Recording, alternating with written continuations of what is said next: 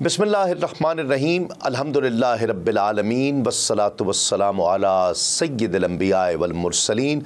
नाज़रीन किराम अस्सलामु अलैकुम वरहमतुल्लाहि वबरकातुहू। मैं हूँ तस्लीम अहमद साबरी और आप प्रोग्राम देख रहे हैं आदम से ख़ातम तक। नाज़रीन किराम, हमने गुज़िश्ता प्रोग्राम में मुस्तक़बिल की रियासत मदीना की अज़मत, उसके तारीख़ी पस मंज़र, उसकी फ़जीलत, उसकी हुर्मत के हवाले से तफ़सीलन गुफ्तगू की थी। यकीन मानिए इस ज़िक्र के दौरान मदीनतुल मुनव्वरा का ज़िक्र करते करते तसव्वुर में मैं ख़ुद को उसी शहर मुक़द्दस की गलियों में नंगे पाँव घूमता महसूस कर रहा था। उस शहर की क्या शान होगी जिसे रसूलुल्लाह सल्लल्लाहु अलैहि वसल्लम ने अपना अबदी मस्कन बनाया। उसके लिए दुआ फरमाई हमेशा और उसके मकीनों के लिए हमेशा दुआ फरमाई। मदीना मुनव्वरा के साथ हुज़ूर नबी करीम सल्लल्लाहु अलैहि वसल्लम की मोहब्बत से मुतालिक कई अहादीस भी हमने ज़िक्र की, जिससे ये साबित हुआ कि इस शहर बेमिसल मदीनतुल मुनव्वरा को अल्लाह रब्बुल इज़्ज़त ने ऐसी खुसूसियात से मुज़य्यन फरमाया जो किसी और शहर के हिस्से में नहीं आई। मदीना मुनव्वरा को वबाई बुखार से पाक करने की दुआ, ताउन से हमेशा हमेशा के लिए नजात और सबसे बढ़कर क़यामत के करीब रूनुमा होने वाले बहुत बड़े फितने दज्जाल कज़्ज़ाब के इस शहर में दाखिले की मुमानियत। आज हम ज़िक्र करेंगे कि मदीनतुल मुनव्वरा में हुज़ूर नबी करीम सल्लल्लाहु अलैहि वसल्लम ने क़िताए अराज़ी ख़रीद कर एक ऐसी मस्जिद का संग बुनियाद रखा जो रहती दुनिया तक अनवार व तजल्लियात का मरकज़ रहेगा। जी हाँ, मस्जिद नबवी, हरम नबवी की तामीर। आज हमें मदीने में सरकार दो आलम सल्लल्लाहु अलैहि वसल्लम की ज़िंदगी के इब्तिदाई वाक़यात का ज़िक्र करना है और ये ज़िक्र करेंगे कि किस तरह मस्जिद नबवी की तामीर मुकम्मल होने के बाद हुज़ूर नबी करीम सल्लल्लाहु अलैहि वसल्लम ने अपने पहले खुतबे में अहले ईमान के लिए रहनुमा उसूल मुतय्यन फरमाए। इसके अलावा सरकार दो आलम सल्लल्लाहु अलैहि वसल्लम ने मस्जिद नबवी में एक ऐसी यूनिवर्सिटी यानी चबूतराए सुफ़ा की बुनियाद रखी जहाँ से इल्म व अमल का पैगाम दुनिया भर में फैलाने की राह हमवार हुई। और एक और अहम डेवलपमेंट मुवाख़ात की हुई। इन सब पर बात होगी, लेकिन आगाज़ मस्जिद नबवी की तामीर के ज़िक्र से करते हैं। अलहाज मोहम्मद अली ज़ुहूरी कुसूरी रहमतुल्लाह अलैह के नातिया अशार आप सब की नज़र है कि जब मस्जिद नबवी के मीनार नज़र आए, अल्लाह की रहमत के आसार नज़र आए, मंज़र हो बयां कैसे अल्फाज नहीं मिलते, जिस वक्त मोहम्मद का दरबार नज़र आए और बस याद रहा इतना, सीने से लगी जाली, फिर याद नहीं क्या क्या अनवार नज़र आए। और दुख दर्द के मारों को गम याद नहीं रहते, जब सामने आँखों के वो गमखार नज़र आए। और मक्के की फ़ज़ाओं में, तैबा की हवाओं में, मक्के की फ़ज़ाओं में, तैबा की हवाओं में, हमने तो जिधर देखा सरकार नज़र आए। और छोड़ आया ज़ुहूरी में दिलो जान मदीने में, अब जीना यहाँ मुझको दुश्वार नज़र आए। नाज़रीन किराम, मदीनतुल मुनव्वरा की फ़जीलत पर दफ्तर के दफ्तर लिखे जा सकते हैं। इस मौजू पर सैर हासिल गुफ्तगू के बाद अब मस्जिद नबवी की तामीर का मुबारक ज़िक्र। अल्लामा ज़ैनी दाहलान लिखते हैं कि सरवर कायनात सल्लल्लाहु अलैहि वसल्लम अपनी ऊँटनी कस्वा पर सवार थे। वो मुख्तलिफ़ महल्लात से गुज़रती हुई आखिरकार हस्बे अम्र इलाही बनी नज्जार के मोहल्ले में पहुँची और एक खुले मैदान मरबत में उस ऊँटनी ने घुटने टेक दिए। नबी करीम सल्लल्लाहु अलैहि वसल्लम ने इरशाद फरमाया, हाज़ल मंज़िल इंशाअल्लाह ताला, मशीयत इलाही के मुताबिक यही हमारी मंजिल है। और जब हुजूर उतरने लगे तो सूरत अल-मुमिनून की 29 नंबर आयत विर्द ज़ुबान अक़दस थी। कुरान मजीद में इरशाद रब्बानी है, आऊज़ु बिल्लाहि मिनश शैतानिर रजीम वक़ुल रब्बि अंज़िलनी मुनज़लन मुबारकन व अंत खैरुल मुनज़िलीन।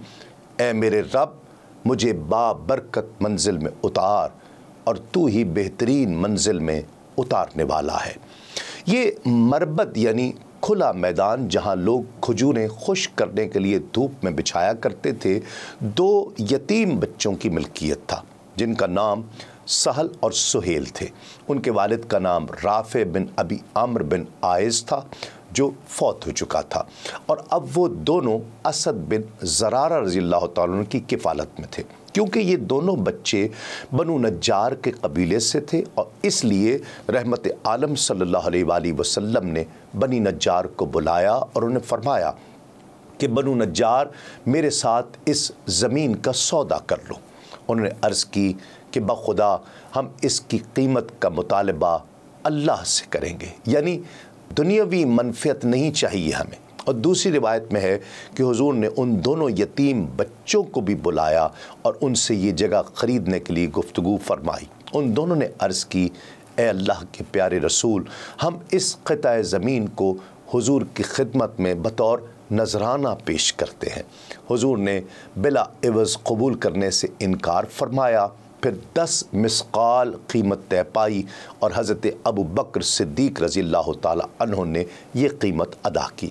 शेख अब्दुल हक मुहद्दिस देहलवी रहमतुल्लाह अलैह लिखते हैं कि ये क़िता ज़मीन 10 मिस्काल के एवज़ ख़रीदा गया और ये कीमत उस माल से अदा की गई जो हज़रत अबू बकर सिद्दीक़ रज़ियल्लाहु ताला अन्हु हिजरत करते वक्त अपने हमरा लाए थे। अल्लामा नूरुद्दीन अहमद समूदी लिखते हैं कि इस जगह को ख़रीदने के बाद यहाँ मस्जिद की तामीर का काम शुरू हो गया। हुज़ूर नबी करीम सल्लल्लाहु अलैहि वसल्लम की मदीना तैयबा में आमद से पहले असद बिन ज़रारा रज़ियल्लाहु ताला अन्हु मुसलमानों के इमाम थे और इसी मैदान के एक हिस्से में सब मुसलमान मिलकर बाजमात नमाज अदा किया करते थे। और इस मैदान की हालत ये थी कि कहीं गड्ढे थे जहाँ बारिश वग़ैरह का पानी खड़ा हो जाया करता था और कहीं पुराने मकानात के खंडरात थे। उसके एक हिस्से में मुशरिकीन की कब्रें थीं और कहीं खजूर के दरख्त थे। कुछ सरसब्ज़ थे और कुछ सूखे हुए थे। गढ़ों को तो भर दिया गया, खंडरात हमवार कर दिए गए, खजूरों के दरख्त काट दिए गए। और जब इस मैदान को हमवार करने का काम पाया तकमील को पहुंचा तो सुल्तान अरब व अजम सल्लल्लाहु अलैहि वसल्लम ने फरमाया कि मेरे लिए मूसा अलैहिस्सलाम के छप्पर की तरह एक छप्पर तामीर कर दो। तो अर्ज़ की गई कि वो छप्पर कैसा था? तो आका अलैहिस्सलाम ने फरमाया, हज़रत मूसा अलैहिस्सलाम जब अपना हाथ बुलंद करते तो वो उस छप्पर को छू जाता था। इमाम इब्न कसीर हज़रत इबादा रज़ियल्लाहु ताला से रिवायत करते हैं कि कुछ अरसे बाद अंसार ने माल जमा किया और उसे लेकर नबी करीम सल्लल्लाहु अलैहि वसल्लम की खिदमत में हाज़िर हुए और अर्ज़ की कि या रसूल अल्लाह सल्लल्लाहु अलैहि वसल्लम, हुज़ूर इस रकम से बाकायदा मस्जिद बनाइए और उसको मुज़य्यन और आरास्ता फरमाइए। हम कब तक खजूर की टहनियों के नीचे नमाज़ पढ़ते रहेंगे? नबी करीम सल्लल्लाहु अलैहि वसल्लम ने इरशाद फरमाया कि मैं अपने भाई मूसा अलैहिस्सलाम के तर्ज़ अमल से रूगर्दानी नहीं करना चाहता। ऐसा छप्पर काफ़ी है जो मूसा अलैहिस्सलाम के छप्पर की मानिंद हो। इस हवाले से इमाम तबरी लिखते हैं कि जब उस अज़ीम शान मस्जिद की तामीर शुरू हुई तो अल्लाह के महबूब नफ्स नफीस उसकी तामीर में अपने सहाबा के साथ शरीक हुए।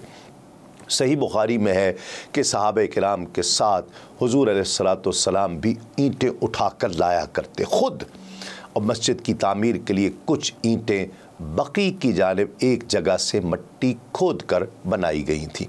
अल्लामा नूरुद्दीन अस्समूदी वफ़ाउल वफ़ा में लिखते हैं कि जहाँ से मट्टी लेकर कच्ची ईंटें बनाई गईं, ये जगह हज़रत अबू अय्यूब अंसारी रज़ियल्लाहु ताला अन्हु के कुएँ के एक जानिब थी। जब मस्जिद की तामीर का काम शुरू हुआ तो हज़र मौत का एक शख्स तलक़ बिन अली वहाँ आया। वो मट्टी गूंदने और गारा बनाने के फ़न में बड़ा माहिर था। हुजूर नबी करीम सल्लल्लाहु अलैहि वसल्लम उसकी परफॉर्मेंस पर बहुत खुश हुए। फिर तारीफ़ करते हुए फरमाया कि अल्लाह इस शख्स पर रहम फरमाए जिस काम को करता है बड़ी हुस्न खूबी से करता है। फिर उसे फरमाया कि तुम यही काम किया करो क्योंकि मैं देख रहा हूँ कि तुम इसे बड़े हुस्न खूबी से करते हो। नाज़रीन किराम, तलक कहता है कि मैंने कई पकड़ ली और मैं गारा बनाने में मसरूफ़ हो गया। हुज़ूर नबी करीम सल्लल्लाहु अलैहि वसल्लम मेरे काम को देखकर बहुत खुश हुए और फरमाया कि इस हनफी को गारा बनाने पर ही रहने दो क्योंकि ये इस काम को तुम सबसे ज़्यादा उम्दगी से कर रहा है। इमाम अबू यूसुफ अस्सालही लिखते हैं कि पहले ईंटें पत्थर एक जगह जमा किए गए। जब सामान फराहम हो गया, सरकार दो आलम सल्लल्लाहु अलैहि वसल्लम उठे और अपनी चादर मुबारक उतार कर रख दी और ख़ुद उन्हें उठाने लगे। मुहाजिरीन और अंसार ने जब अपने आका सल्लल्लाहु अलैहि वसल्लम को इस हाल में देखा तो सब उठ खड़े हुए, अपनी चादरें उतार कर रख दी और सामान उठा उठा कर लाने लगे। वो ईंटें और गारा भी उठा उठा कर ला रहे थे और साथ ही ये शेर गुनगुना रहे थे कि जिसका तर्जुमा है कि अगर हम बैठे रहें और नबी करीम काम करते रहें तो हमारा ये फ़ेल एक गुमराह कुन फ़ेल होगा। सरकार दो आलम सल्लल्लाहु अलैहि वसल्लम ईंटें पत्थर उठा उठा कर ला रहे थे। उनकी गर्द से शिकम अथर पर मट्टी की तह जम गई थी। सहाबा किराम पर एक वजद व कैफ की अजीब हालत तारी थी। सब मिलकर खुशलहानी से ये रज्स पढ़ते कि कोई ज़िंदगी नहीं है मगर आखिरत की ज़िंदगी। ए अल्लाह, अंसार पर भी रहम फरमा और मुहाजिरीन पर भी। इनके पुरजोश और पुरखुलूस रिज्क को सुनकर रहमत आलम सल्लल्लाहु अलैहि वसल्लम जवाब में फरमाते, कोई ज़िंदगी नहीं बजुज़ आखिरत की ज़िंदगी के। ए अल्लाह, मदद फरमा अंसार की और मुहाजिरीन की। ए अल्लाह, अज्र तो वही है जो तेरी बारगाह से रोज़ आखिरत में मिलेगा। ए अल्लाह, रहम फरमा अंसार पर और मुहाजिरीन पर। हज़रत उसामा बिन ज़ैद फरमाते हैं कि एक मरतबा हुज़ूर नबी करीम सल्लल्लाहु अलैहि वसल्लम एक पत्थर उठा कर ला रहे थे कि रास्ते में उसैद बिन हुज़ैर रज़ियल्लाहु ताला अन्हु सामने से आ गए। अर्ज़ की कि या रसूल अल्लाह, ये भारी पत्थर मुझे दे दीजिए। फरमाया, उसैद जाओ कोई और पत्थर उठा लाओ, तो मुझसे ज़्यादा अल्लाह की रहमत के मोहताज नहीं हो। मस्जिद नबवी की तामीर के वक्त हर सहाबी पर एक ख़ास कैफियत तारी थी, लेकिन हज़रत अम्मार बिन यासिर रज़ियल्लाहु ताला अन्हु एक निराली कैफियत में थे। दूसरे हज़रात एक एक ईंट उठाते तो हज़रत अम्मार रज़ियल्लाहु ताला अन्हु दो दो ईंटें उठाते और साथ फरमाते कि एक ईंट मैं अपनी तरफ से उठा कर लाता हूँ और दूसरी अपने आका अलैहिस्सलाम के हिस्से की उठा कर लाता हूँ। एक मरतबा सहाबा ने उन पर ज़्यादा ईंटें लाद दी, मौके को गनीमत समझा और उसी हालत में हुजूर की खिदमत में हाजिर हुए और अज़राह तफन्नुन अर्ज़ की कि या रसूल अल्लाह, हुजूर के सहाबा मुझे कत्ल करने के दर पे हैं। हुजूर नबी करीम सल्लल्लाहु अलैहि वसल्लम ने पूछा कि वो कैसे? तो अर्ज़ की कि ख़ुद एक एक ईंट उठाते हैं और मुझ पर इतनी ईंटें लादती हैं। हुजूर नबी करीम सल्लल्लाहु अलैहि वसल्लम ने अज़राह शफ़क़त उनके बालों पर गिरी हुई मट्टी को अपने खुद दस्ते मुबारक से झाड़ा और साथ ही मुस्तक़बिल बईद में वक़ूअ पज़ीर होने वाले एक वाक़े से पर्दा भी उठा दिया। इरशाद फरमाया, ए सुमैया के बेटे, ये लोग कत्ल नहीं करेंगे बल्कि तुझे एक बागी गुरोह कत्ल करेगा। तुम उन्हें जन्नत की तरफ बुलाओगे और वो तुम्हें दोज़ख की तरफ खींचेंगे। एक और रिवायत में है कि हुज़ूर नबी करीम सल्लल्लाहु अलैहि वसल्लम ने फरमाया, ए सुमैया के बेटे, लोगों को एक अजर मिलेगा और तुम्हें 2 अजर मिलेंगे और आखिरी मर्तबा दूध पियोगे और एक बागी गिरोह तुम्हें कत्ल कर देगा। امام ابن کثیر حضرت نافع حضرت ابن عمر رضی اللہ تعالیٰ سے روایت کرتے ہیں کہ عہد رسالت مآب میں مسجد کی دیواریں کچی اینٹوں سے بنائی گئی تھیں اور اس کے ستون کھجوروں کے تنوں کے تھے اور کھجور کی شاخوں سے چھت بنائی گئی۔ جب یہ عمارت بوسیدہ ہو گئی تو حضرت ابو بکر صدیق رضی اللہ تعالیٰ عنہ نے اسی طرح اپنے زمانہ خلافت میں نئی عمارت بنا دی۔ مسجد کا رقبہ بھی اتنا ہی رکھا اور عمارت بھی ویسے ہی سادہ رکھی۔ البتہ حضرت عمر فاروق رضی اللہ تعالیٰ عنہ نے اپنے عہد خلافت میں اس کے رقبے میں اضافہ کر دیا، لیکن عمارت کے لیے وہی ساز و سامان اختیار کیا۔ کچی اینٹیں، کھجور کے ستون، کھجور کی شاخوں کی چھت، لیکن عہد عثمانی میں جب مسجد کی تعمیر از سر نو کی گئی تو رقبے میں کافی بڑھا دیا گیا۔ دیوار میں کچی اینٹوں کے بجائے پتھروں کی چنی گئیں جن پر خوبصورت بیل بوٹے بنائے گئے اور دیواریں چننے کے لیے مٹی کے گارے کے بجائے چونا استعمال کیا گیا۔ ستون پتھر سے تراشے گئے اور ان پر نقش و نگار کیے گئے اور چھت ساگوان کی بنا دی گئی۔ ناظرین کرام، مسجد نبوی میں اعمال صالحہ پر ہزاروں گنا اجر و ثواب کا وعدہ کیا گیا ہے۔ اللہ کریم کا امت مسلمہ پر یہ کتنا بڑا کرم ہے کہ اس نے اپنے محبوب نبی کریم صلی اللہ علیہ وآلہ وسلم کے شہر میں کی جانے والی عبادات اور طاعت کا اجر و ثواب کئی گنا بڑھا دیا، اور یہ سلسلہ قیامت تک جاری و ساری رہے گا۔ امام طبرانی اور امام دیلمی لکھتے ہیں کہ حضرت بلال بن حارث رضی اللہ تعالیٰ سے مروی ہے، رسول اکرم صلی اللہ علیہ وآلہ وسلم نے فرمایا کہ مدینہ منورہ میں رمضان کسی بھی دوسرے شہر میں رمضان سے 1000 گنا بہتر ہے، اور مدینہ منورہ کا جمعہ کسی دوسرے شہر میں جمعے سے 1000 گنا بہتر ہے۔ مسجد نبوی میں ایک نماز ادا کرنے کا ثواب، ایک نماز کا اجر 1000 نمازیں پڑھنے سے بہتر ہے، جبکہ بعض روایات کے مطابق 50,000 نماز کے برابر ہے۔ صحاح ستہ کی ایک متفقہ روایت کے مطابق حضرت ابو ہریرہ رضی اللہ تعالیٰ سے روایت ہے کہ تاجدار کائنات صلی اللہ علیہ وآلہ وسلم کا ارشاد گرامی ہے کہ میری اس مسجد میں ادا کی گئی ایک نماز مسجد حرام کے علاوہ دوسری مساجد کی ادا کی گئی 1000 نمازوں سے افضل ہے۔ سنن ابن ماجہ میں حضرت انس رضی اللہ تعالیٰ عنہ سے مروی حدیث مبارکہ کے مطابق حضور نبی کریم صلی اللہ علیہ وآلہ وسلم نے ارشاد فرمایا کہ کسی شخص کا اپنے گھر میں ادا کی گئی نماز کا ثواب اسی ایک نماز کا ہے۔ محلے کی مسجد میں 25 نمازوں کا ثواب ہے۔ جس مسجد میں جمعہ ہوتا ہے یعنی جامع مسجد، وہاں 500 نمازوں کا ثواب ہے، اور مسجد اقصیٰ میں 50,000 نمازوں کا ثواب ہے۔ اسی طرح میری مسجد میں، مسجد نبوی شریف میں ادا کی گئی نماز کا ثواب بھی 50,000 نمازوں کے برابر ہے، اور مسجد حرام میں ادا کی گئی نماز کا ثواب 1,00,000 نمازوں کے برابر ہے۔ ناظرین کرام، یہ مقدس تذکرہ جاری ہے ایک مختصر سے وقفے کے بعد۔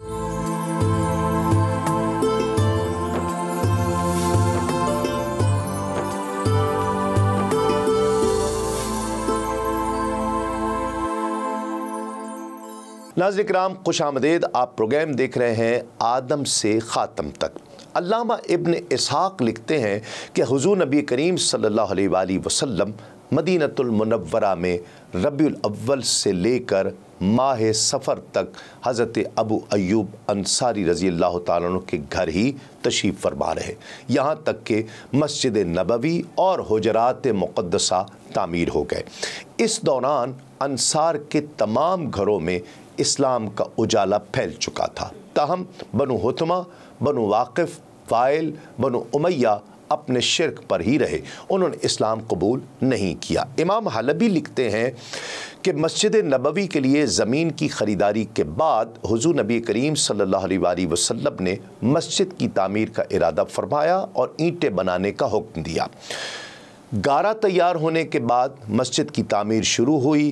حدیث پاک میں آتا ہے کہ تعمیر شروع ہونے کے وقت آپ صلی اللہ علیہ وآلہ وسلم نے اپنے دست مبارک سے پہلی اینٹ رکھی۔ پھر آپ نے حضرت ابو بکر صدیق رضی اللہ تعالیٰ عنہ کو حکم دیا اور انہوں نے آپ کی اینٹ کے برابر ایک اینٹ رکھی۔ پھر حضرت عمر رضی اللہ تعالیٰ عنہ کو بلایا جنہوں نے صدیق اکبر رضی اللہ تعالیٰ عنہ کی اینٹ کے پاس اینٹ رکھی۔ پھر حضرت عثمان غنی رضی اللہ تعالیٰ عنہ تشریف لائے اور ایک اینٹ انہوں نے حضرت عمر رضی اللہ تعالیٰ عنہ کی اینٹ کے برابر رکھی۔ امام حلبی مزید لکھتے ہیں کہ مسجد نبوی کا قبلہ بیت المقدس کی طرف رکھا گیا اور اس کے 3 دروازے بنائے گئے، ایک دروازہ مسجد کے آخری حصے میں، ایک اور دروازہ جس کو باب عاتقہ اور باب الرحمت کہا جاتا ہے، اور تیسرا وہ دروازہ جس کو اب باب جبرائیل کہا جاتا ہے۔ یہی وہ دروازہ ہے جس سے حضور نبی کریم صلی اللہ علیہ وآلہ وسلم مسجد میں داخل ہوا کرتے تھے، اور اس کو باب عثمان بھی کہا جاتا ہے کیونکہ یہ دروازہ حضرت عثمان غنی رضی اللہ تعالیٰ کے گھر کے دروازے کے پاس تھا، اور یہی وہ دروازہ ہے جس سے گزر کر آپ قبرستان بقی کی طرف جایا کرتے۔ امام ابو محمد زہرہ کے مطابق مسجد نبوی میں کنکریاں بچھانے کا سبب یہ ہوا تھا کہ ایک مرتبہ بارش ہوئی جس سے تمام فرش بھیگ گیا، جو شخص بھی آتا وہ اپنے کپڑوں میں کنکریاں بھر کر لے آتا اور اپنی نماز پڑھنے کی جگہ پر ان کو بچھا دیا کرتا۔ اس وقت حضور نبی کریم صلی اللہ علیہ وآلہ وسلم نماز پڑھ رہے تھے۔ جب آپ صلی اللہ علیہ وآلہ وسلم نے سلام پھیرا تو اس عمل کو پسند کرتے ہوئے فرمایا، یہ کنکریوں کا فرش تو بہت اچھا ہے۔ ناظرین کرام، اب مسجد نبوی میں پہلے خطبے کا مبارک ذکر کرتے ہیں۔ علامہ ابن حشام لکھتے ہیں کہ مجھے ابو سلمہ بن عبد الرحمن نے بیان کیا کہ حضور نبی کریم صلی اللہ علیہ وآلہ وسلم خطبہ مبارک دینے کے لیے صحابہ کرام کے اجتماع میں کھڑے ہوئے۔ پہلے آپ نے اللہ رب العزت کی حمد و ثنا بیان کی، پھر فرمایا، لوگوں مرنے سے پہلے سامان سفر تیار کر لو، اللہ کی قسم ایک روز تم پر موت کی بے ہوشی ضرور طاری ہوگی، اور پھر تم اپنی بھیڑوں کو بغیر کسی نگہبان کے چھوڑ کر چلے جاؤ گے، پھر اللہ تم سے سوال کرے گا، وہ اللہ جسے نہ کسی ترجمان کی ضرورت ہے نہ کسی دربان کی ضرورت ہے، اللہ تم سے پوچھے گا کہ کیا تمہارے پاس میرا رسول نہیں آیا تھا جس نے میرا پیغام تمہیں پہنچایا، اور کیا میں نے تمہیں مال و دولت سے نہیں نوازا تھا؟ اب تم یہ بتاؤ کہ تم نے اپنے فائدے کے لیے کیا کچھ کیا۔ اس وقت انسان اپنی قبر میں حیران و پریشان دائیں بائیں دیکھے گا، لیکن اسے کچھ بھی سجھائی نہیں دے گا۔ پھر وہ سامنے کی طرف نظر دوڑائے گا تو اسے دوزخ کے شعلوں کے سوا کچھ بھی نظر نہیں آئے گا۔ جان لو، جو شخص آگ سے بچنا چاہتا ہے اور وہ ایک کھجور کا ٹکڑا دینے کی قدرت رکھتا ہے تو وہ کھجور کا ٹکڑا اللہ کی راہ میں دے کر اپنے آپ کو بچائے، اور جو اس کی گنجائش نہیں رکھتا ہو تو وہ لوگوں سے نیکی کی بات کہہ کر ہی اپنے آپ کو محفوظ کر لے، کیونکہ ایک نیکی کا بدلہ 10 گنا سے لے کر 700 گنا تک دیا جائے گا۔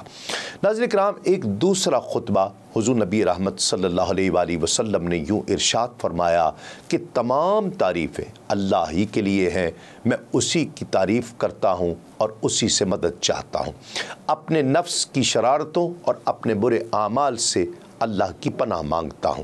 جسے اللہ ہدایت دے اسے کوئی گمراہ نہیں کر سکتا، اور جسے اللہ راستے سے بھٹکا دے اسے کوئی سیدھی راہ دکھانے والا نہیں۔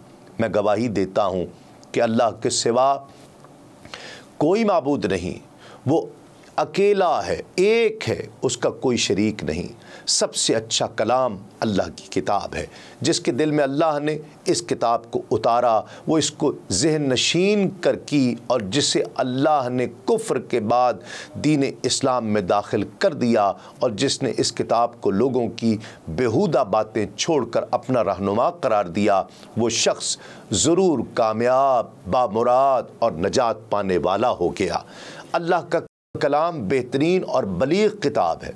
تم ان چیزوں کو اپنا محبوب بناؤ جنہیں اللہ نے پسند کیا، تم دل سے اللہ کی محبت اختیار کرو، اللہ کے کلام اور اس کی یاد سے اپنے دلوں کو بھول اور غفلت میں پڑھ کر سیاہ نہ کرو، کیونکہ اللہ نے سب چیزوں سے جو اس نے پیدا فرمائی ہیں اور پسند ہیں، نیک باتوں یا حلال اور حرام یا اور بہترین عادتوں میں سب سے اچھا اور برگزیدہ اور نیک اعمال میں افضل اپنا ذکر قرار دیا ہے۔ دیکھو، اللہ کی عبادت کرو اور اس کے ساتھ کسی کو شریک نہ ٹھہراؤ، اور جہاں تک ہو سکے اس سے ڈرتے رہو، اور جو اچھی بات منہ سے نکالو وہ اللہ کے سامنے پوری کر دکھاؤ، اور اللہ کے فضل و کرم سے باہم ایک دوسرے کے دوست اور مددگار بن جاؤ۔ اللہ اس سے بہت ناراض ہوتا ہے جو اپنا وعدہ پورا نہ کرے۔ تم سب پر امن ہو اور سلامتی ہو۔ سیرت حلبیہ میں تحریر ہے کہ جب مسجد نبوی کی تعمیر ہو گئی تو اس میں ایک علیحدہ حصہ اور بنایا گیا اور اس پر سائبان ڈال دیا گیا، جو کہ غریب صحابہ کی قیام گاہ کے طور پر بنایا گیا۔ اس جگہ کو صفہ کہا جاتا تھا اور یہاں رہنے والے صحابہ کو اصحاب صفہ کہا جاتا تھا۔ روزانہ رات کو عشاء کے وقت حضور نبی کریم صلی اللہ علیہ وآلہ وسلم ان اصحاب صفہ کو کھانا کھلانے کے لیے اپنے صاحب حیثیت صحابہ میں تقسیم فرما دیا کرتے تھے۔ پھر بھی ان میں سے ایک جماعت حضور نبی کریم صلی اللہ علیہ وآلہ وسلم کے ساتھ ہی کھانا کھاتی تھی۔ یہ اصحاب صفہ ناظرین کرام ان درویش اور فقیر منش صحابہ کی جماعت تھی جن کا کوئی اور ٹھکانہ نہیں تھا، نہ ان کے پاس گھر اور نہ کوئی کھانے کو روٹی اور پہننے کو کپڑے تھے۔ یہ حضرات گرامی رسول اللہ صلی اللہ علیہ وآلہ وسلم کے عشاق اور راہ خدا کے فدائی تھے۔ یہ اللہ پر توکل کرنے والوں کی سچی اور مخلص ترین جماعت تھی۔ ان کو نہ تجارت سے کوئی مطلب تھا اور نہ ملازمت یا زراعت سے کوئی غرض تھی۔ دن رات ان کا مشغلہ اللہ کرنا اور کتاب و سنت کی روشنی اور تعلیم حاصل کرنا۔ ان میں بہت سے وہ لوگ بھی ہوا کرتے جو حضور نبی کریم صلی اللہ علیہ وآلہ وسلم کے عشق و محبت اور آپ کی ہم نشینی کے شوق اور جذبے میں بغیر کسی انتظام کے مدینہ منورہ چلے آئے اور یہاں بارگاہ نبوت میں اللہ کے نام پر بوریا نشین ہو گئے۔ ان میں سے بہت سوں کے پاس ایک کپڑا بھی پورا نہیں تھا جس سے بدن ڈھانپتے۔ اس طرح گویا یہ حضرات خانقاہ نبوت کے درویش اور قلندر تھے جنہوں نے خدا اور رسول کے عشق میں اپنی زندگیاں تیج دی تھیں اور اپنی جانوں کو اسلام اور قرآن کی خدمت اور نبوت کا فیضان حاصل کرنے کے لیے وقف کر دیا تھا۔ رات کو جب اندھیرا پھیل جایا کرتا تو مسجد میں روشنی کرنے کے لیے کھجور کی شاخیں جلائی جاتی۔ پھر جب حضرت تمیم دارمی رضی اللہ تعالیٰ عنہ مدینے آئے تو وہ اپنے ساتھ قندیلیں اور رسیاں اور زیتون کا تیل لائے۔ انہوں نے یہ قندیلیں مسجد کے احاطے میں لٹکا دیں اور رات کو ان کو جلا دیا جاتا۔ یہ دیکھ کر حضور نبی کریم صلی اللہ علیہ وآلہ وسلم نے حضرت تمیم دارمی رضی اللہ تعالیٰ سے مخاطب ہو کر فرمایا کہ ہماری مسجد روشن ہو گئی، اللہ تمہارے لیے بھی روشنی کا سامان فرمائے۔ خدا کی قسم اگر میری کوئی اور بیٹی ہوتی تو میں اس نیکی کے صلے میں اس کو تمہارے ساتھ بیعہ دیتا۔ علامہ ابن کثیر لکھتے ہیں کہ اللہ کے گھر کی تعمیر سے فراغت ہوئی تو نبی کریم صلی اللہ علیہ وآلہ وسلم نے اپنی ازواج مطہرات کے لیے حجروں کی تعمیر کی جانب توجہ فرمائی۔ امہات المومنین کے لیے جو حجرے تعمیر ہوئے ان کی تعداد 9 تھی، لیکن یہ سب ایک ساتھ تعمیر نہیں ہوئے، حسب ضرورت تعمیر ہوتے رہے۔ ام المومنین حضرت خدیجۃ الکبریٰ رضی اللہ تعالی عنہا کی وفات کے بعد حضور نبی کریم صلی اللہ علیہ وآلہ وسلم نے حضرت سودا رضی اللہ تعالی عنہا کو اپنی زوجیت کا شرف بخشا۔ ہجرت سے پہلے ام المومنین حضرت عائشہ صدیقہ رضی اللہ تعالی عنہا کے ساتھ بھی نکاح فرمایا، لیکن ابھی رخصتی نہیں ہوئی تھی۔ پہلے ایک حجرہ تعمیر ہوا جس میں حضرت سودا رضی اللہ تعالی عنہا رہائش پذیر ہوئیں۔ ہجرت کے 7 یا 8 ماہ بعد شوال یا ذی قعدہ میں حضرت عائشہ صدیقہ رضی اللہ تعالیٰ عنہا کی رخصتی ہوئی۔ اس سے پہلے دوسرا حجرہ تعمیر ہوا۔ یہ حجرے مسجد نبوی کے ارد گرد ساتھ ساتھ تعمیر کی گئے۔ رسول اللہ صلی اللہ علیہ وآلہ وسلم نے مسجد کے ارد گرد اپنی اور اپنے اہل و عیال کی رہائش کے لیے حجرات تعمیر کیے جن کی اونچائی بہت کم تھی اور وہ ایسے سامان سے تیار کیے گئے جو دیر پا نہ تھے، یعنی سادگی اور فقر کا مرقع تھے۔ ناظرین کرام، اب دیکھنا یہ ہے کہ وہ مکانات جہاں اللہ کے برگزیدہ رسول نے رہائش اختیار کرنی تھی، ان کی شان و شوکت کا عالم کیا تھا۔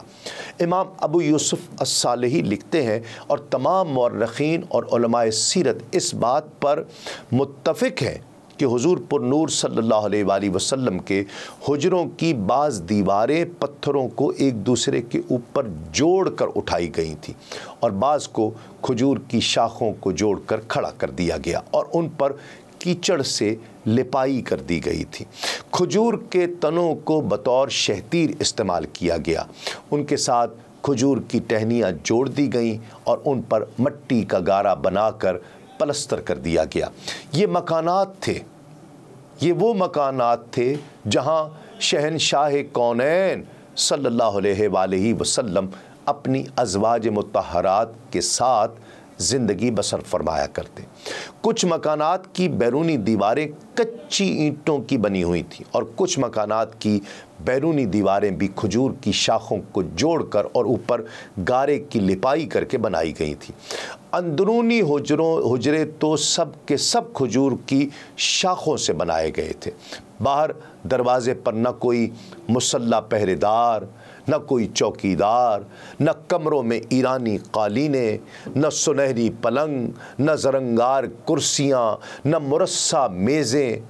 اس کاشان اقدس میں زینت و آرائش کا سامان تو کجا، ضرورت کی اشیاء بھی ناپید ہوا کرتی۔ اکثر امہات المومنین اپنے اپنے خاندان کے سرداروں کی بیٹیاں تھیں اور ان کا بچپن اور شباب ان شاندار محلات اور کشادہ حویلیوں میں گزرا جہاں راحت و آرام کا ہر سامان بکثرت موجود تھا۔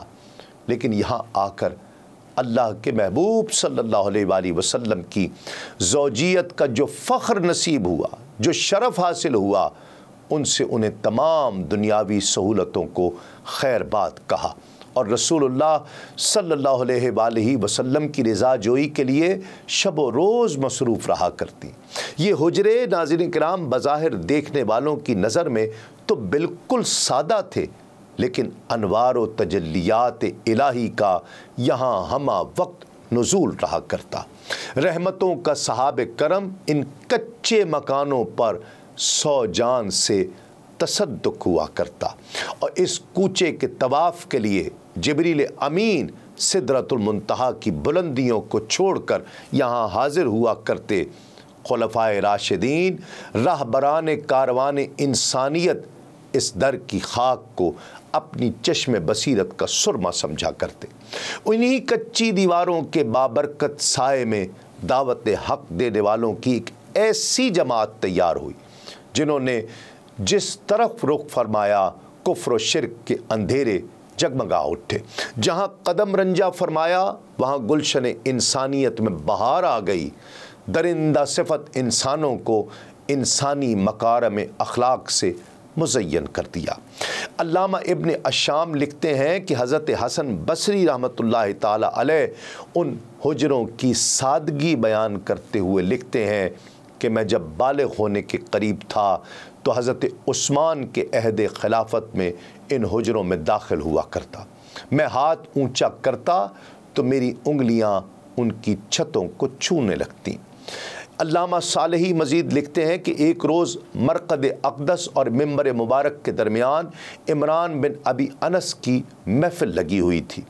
اس مبارک مجلس میں نے عطا خراسانی کو یہ کہتے ہوئے سنا کہ میں نے نبی مکرم صلی اللہ علیہ وآلہ وسلم کی ازواج مطہرات کے حجرے اپنی آنکھوں سے دیکھے ہیں۔ ان کی دیواریں کھجور کی شاخوں سے بنائی گئی تھیں۔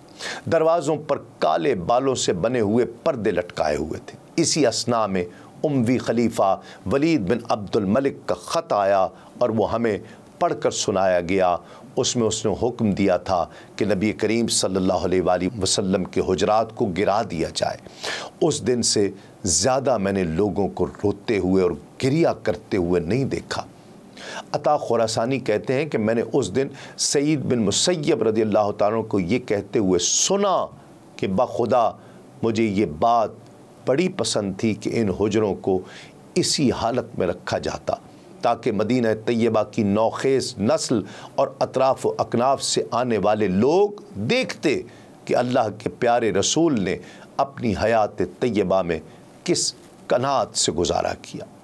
اس طرح لوگوں کے دلوں میں دوسروں پر اپنی بڑائی جتانے اور مال کی کثرت میں بازی لے جانے کا شوق دم توڑ دیتا اور لوگ ان چیزوں کی طرف راغب نہ ہوتے۔ ناظرین کرام، یہ مقدس تذکرہ جاری ہے ایک وقفے کے بعد۔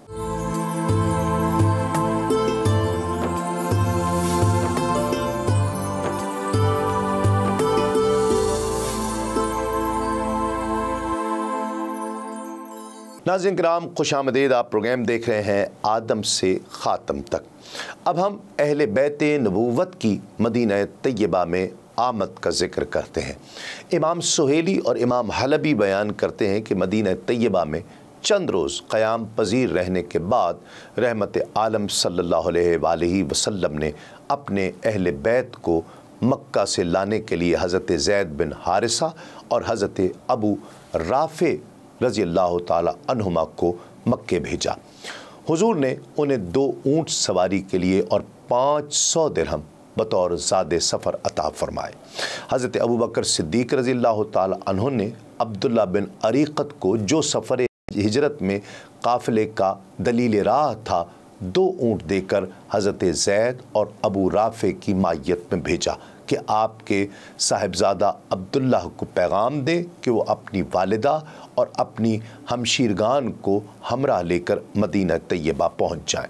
حضرت زید اور ابو رافع دونوں صاحبزادیوں سیدہ فاطمۃ الزہرا اور سیدہ ام کلثوم حضور کی دائی ام ایمن، جو حضرت زید کی زوجہ تھیں، اور ان کے بیٹے اسامہ کو لے کر بخیریت واپس پہنچے۔ ان کے ہمراہ حضرت عبداللہ بن ابی بکر، اپنی والدہ ماجدہ ام رومان، حضرت صدیق اکبر رضی اللہ تعالیٰ کی والدہ اور آپ کی 2 صاحبزادیاں حضرت عائشہ اور حضرت اسما رضی اللہ تعالی عنہا اجمعین کو لے کر پہنچ گئیں۔ سرور کائنات صلی اللہ علیہ وآلہ وسلم کی تیسری صاحبزادی حضرت سیدہ رقیہ رضی اللہ تعالی عنہا، جو حضرت عثمان غنی رضی اللہ تعالیٰ عنہ کی زوجہ محترمہ تھیں، وہ اپنے شوہر کے ساتھ ہجرت کر کے پہلے ہی حبشہ چلی گئی تھیں۔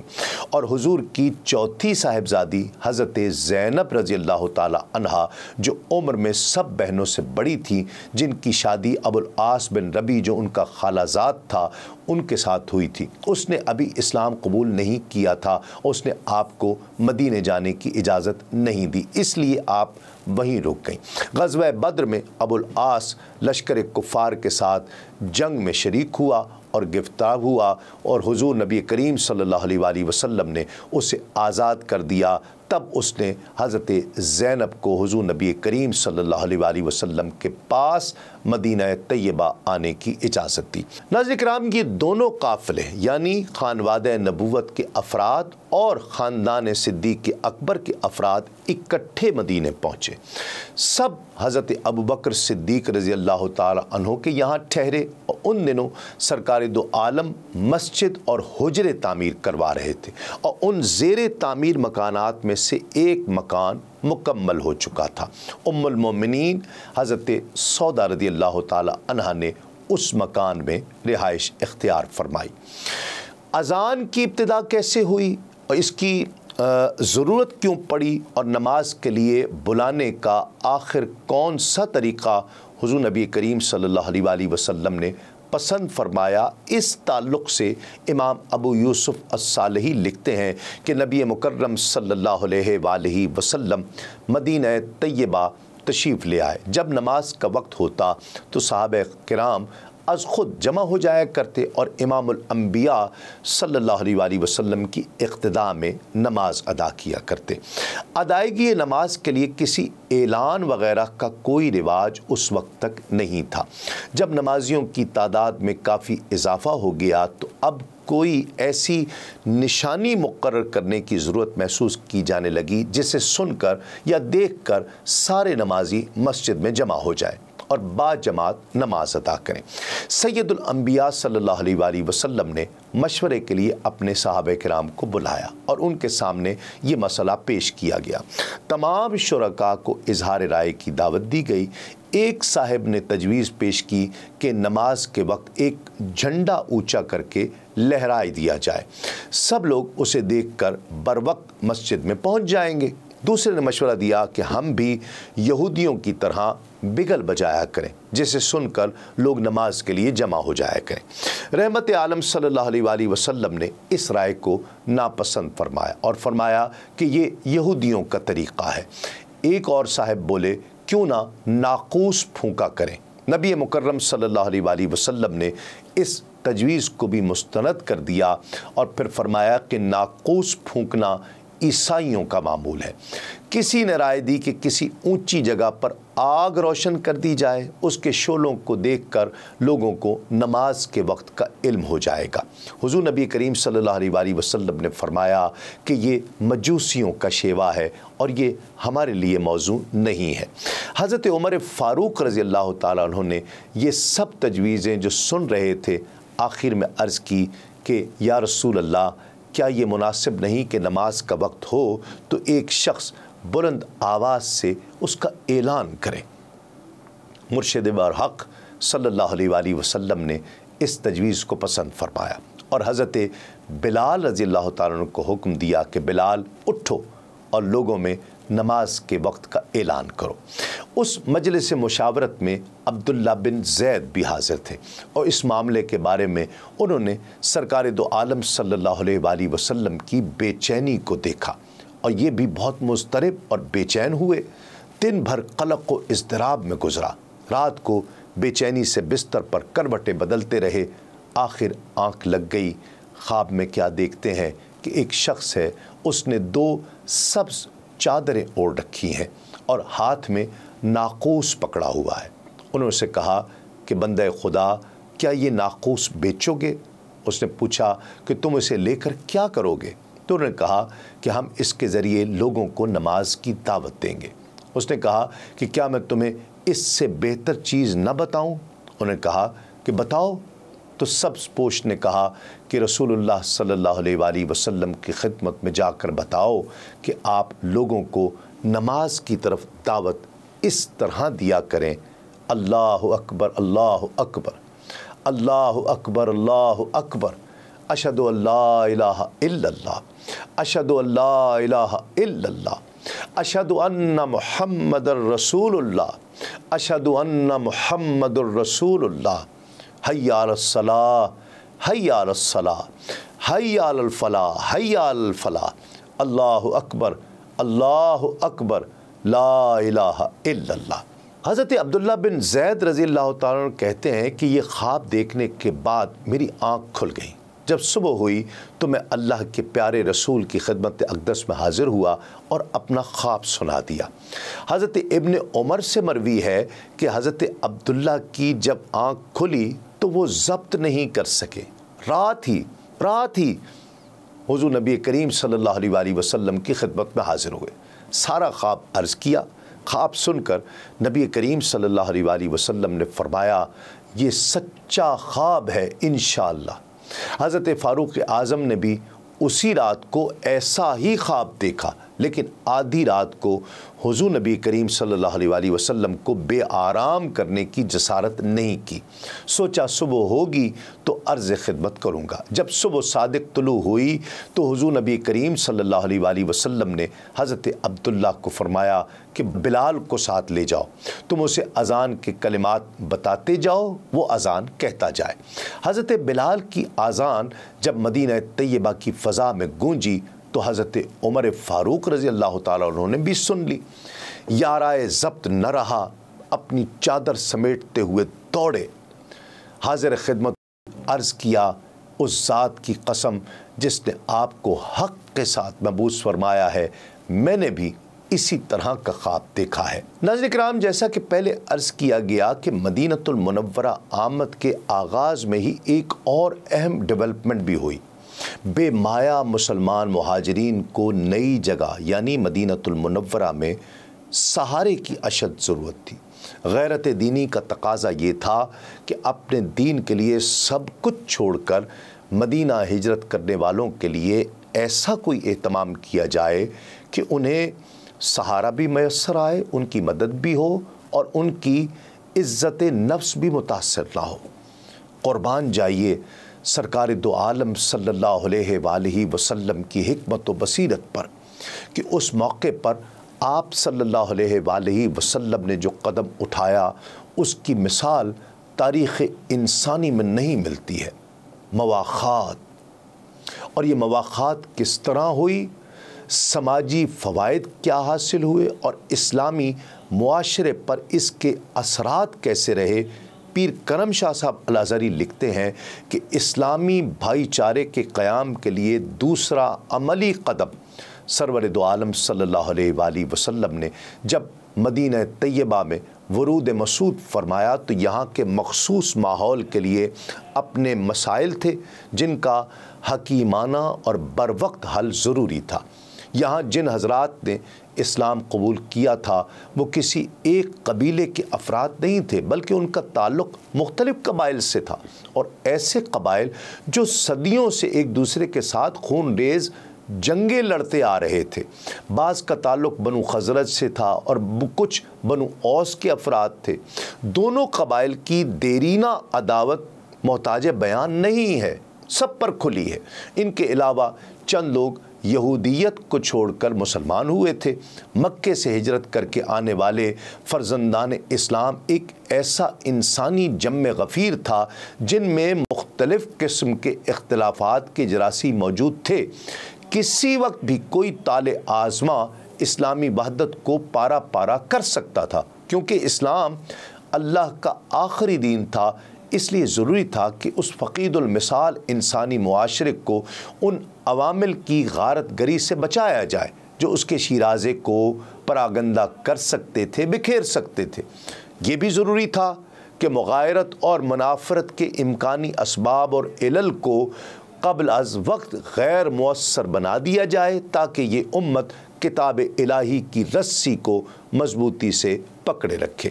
حالات کتنے ہی اشتعال انگیز ہوں، یہ رسی ان سے چھوٹنے نہ پائے۔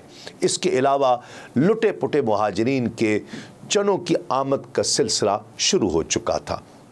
ان کی آبرومندانہ آباد کاری کے لیے ایسا ماحول تیار کرنا لازمی تھا جس میں انصار کو جو میزبان تھے اس بوجھ کی گراں باری کا احساس نہ ہو اور مہمانوں کو بھی ممکنہ آرام اور راحت پہنچائی جا سکے۔ ان کے علاوہ مستقبل قریب میں ملت اسلامیہ کو متعدد شدید چیلنجز کا سامنا کرنا تھا، اور اس کے لیے اسلامی معاشرہ جو متعدد مختلف نوع طبقات سے عبارت تھا اس میں ایسی یک رنگی اور یگانگت پیدا کر دی جائے کہ جو طاغوتی قوت ان سے ٹکرائے مسلمانوں کی اتحاد کی چٹان سے ٹکرا کر وہ پاش پاش ہو جائے۔ ایک اہم اور فوری وجہ یہ بھی تھی کہ ناظرین کرام مہاجرین اپنے وطن، اپنے اہل و عیال، اپنے حلقہ احباب، اپنے اموال، اسباب سب کچھ چھوڑ کر آئے تھے۔ یہاں کے رہنے والوں سے ان کی کوئی جان پہچان تک نہیں تھی، وہ پہلے ملے تک نہیں تھے سوائے چند ایک کے، ان میں باہم رشتہ داریاں بھی نہ تھیں۔ وہ یہاں آ کر اپنے آپ کو بے یار و مددگار خیال کرتے تھے۔ وطن کی جدائی، اہل و عیال کا فراق، اس پر بے یار و مددگار ہونے کا احساس ان کے لیے بڑا روح فرسا تھا۔ ان تمام مقاصد کے حصول کے لیے نبی کریم صلی اللہ علیہ وآلہ وسلم نے مہاجرین اور انصار کے درمیان اسلامی مواخات کا نظام قائم کیا۔